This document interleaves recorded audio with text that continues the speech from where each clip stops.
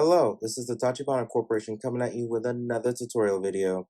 And today we'll be showing you guys how to set up a brand new iDevice. Let's go ahead and get started. So you'll be on this screen and then you'll hit the enter button. It'll ask you to pick a language, country, then we're going to set it up manually. And then all you have to do is log into a network. All right, after logging in, it'll say they are trying to activate the iPad with their network. All right, the next screen is the data and privacy screen. We'll set up Touch ID later, or it'll ask for Face ID as well. It'll ask you to then make this password that will be used to lock the device.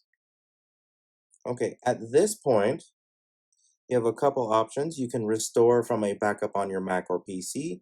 You can transfer directly from another iPad, or you can move from an Android, or you can restore from an iCloud backup. So what I will do is I'm going to log into my Apple account because most people already have one. But you can very easily do don't transfer apps and data. It'll go ahead and ask you to sign in anyway, but all you have to do is press this button, forgot password or don't have an Apple ID. And then right here you can do setup later in settings.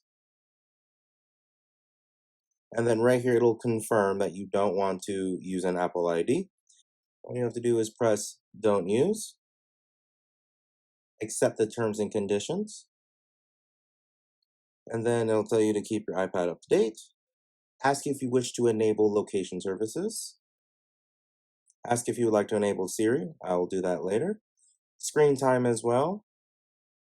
And then if you would like to share the iPad or iDevice analytics. Same thing with the appearance, light or dark. We'll leave it the way it is. And welcome to iPad. So this is the base reset. This is what it looks like if you don't log into an account. All you have to do afterwards is go to settings, right here to sign in, and you can do it here. But you can also do it on the screen where you're putting in all the settings. You can log it in there, and then putting in your Apple ID will allow you to restore from a backup, or if you don't have a backup, it'll just drop you down to the same page here.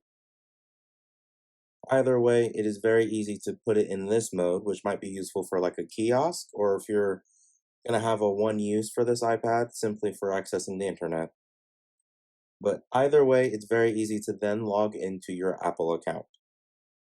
I do believe that is the end of our how to set up an iDevice tutorial.